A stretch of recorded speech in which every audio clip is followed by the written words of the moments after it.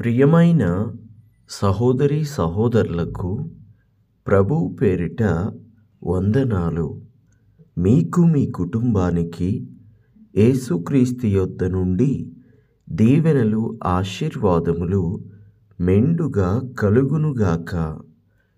ఈరోజు యేసుక్రీస్తు యొద్ద నుండి మీకు బంగారు మాట, దేవుని వాగ్దానము. మత్తయి సువార్త 1వ అధ్యాయము 22వ వచనము.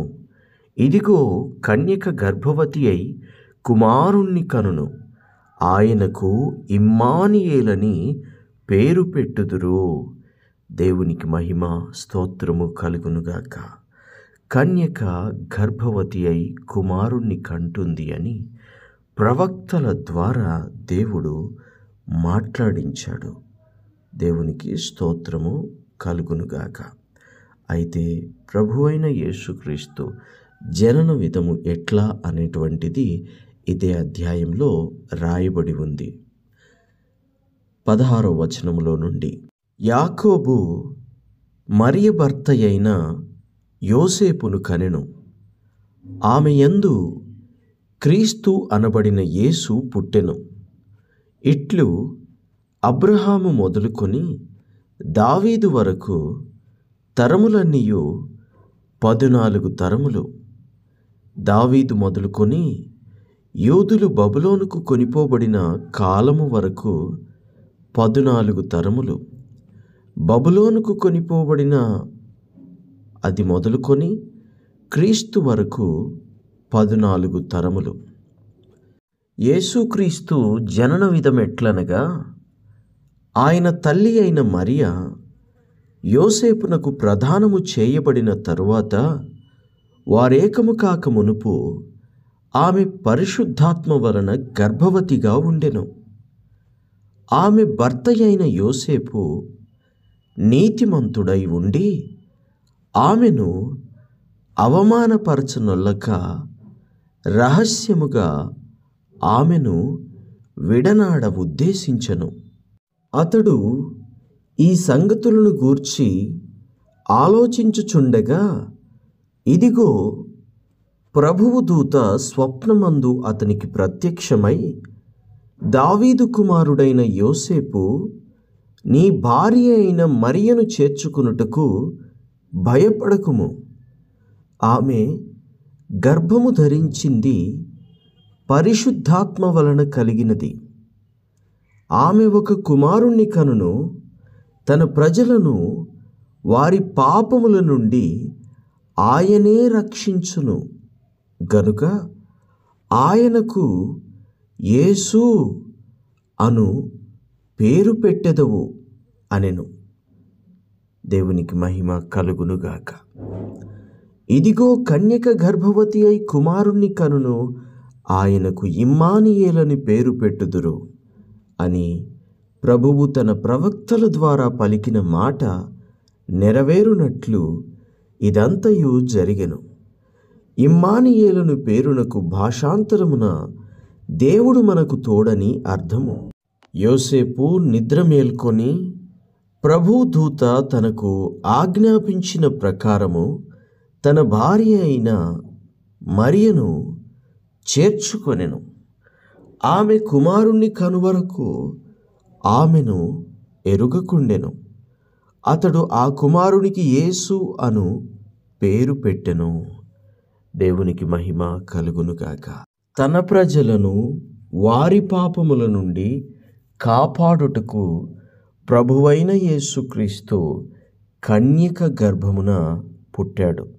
ఎందుకంటే ఆయన పాపులను రక్షించాలి గనుక, ఆ పాపులను రక్షించే దేవుడు పరిశుద్ధ దేవుడై ఉండాలి. పరిశుద్ధ రక్తము పాప ప్రోక్షణమునకు కావాలి. దేవునికి మహిమ కలుగునుగాక.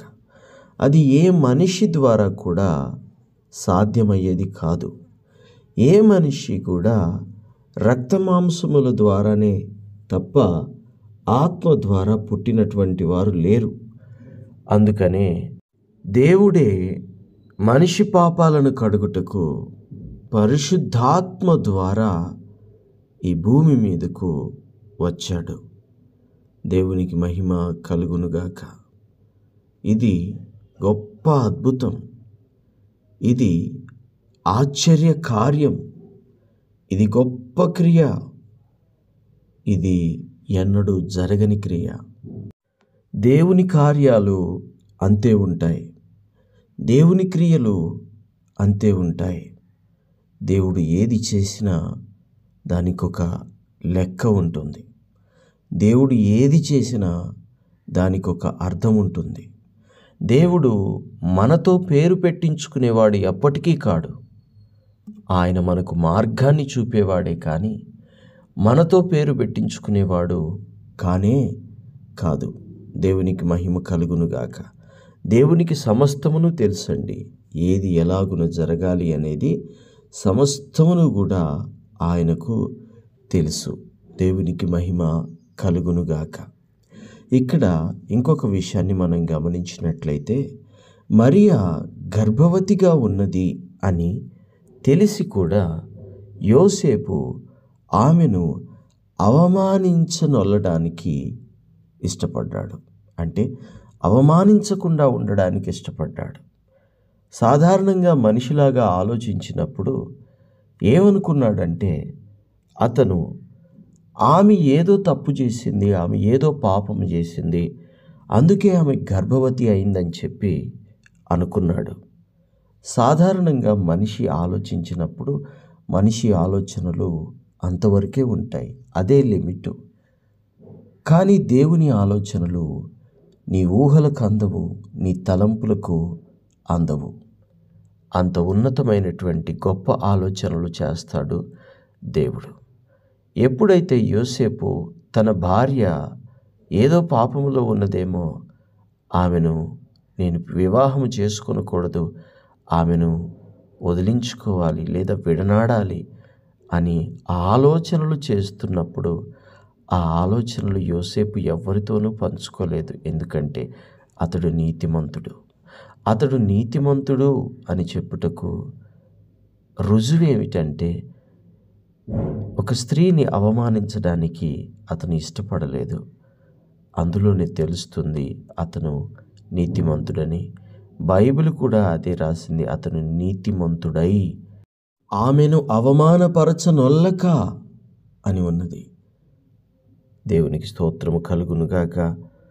అవమానపరచకండి నా ప్రియ సహోదరి సహోదరులారా. ఒకవేళ భర్త ఏదైనా పొరపాటు చేస్తే, భార్యలో ఏదైనా లోపం ఉంటే అవమానపరచకుండా ఉండడం అది నీతిమంతుల లక్షణం. ఇతరుల పాపాలను బయటపెట్టి ఇతరులను అల్లరిపుచ్చాలనుకోవడం ఆత్మీయత కాదు.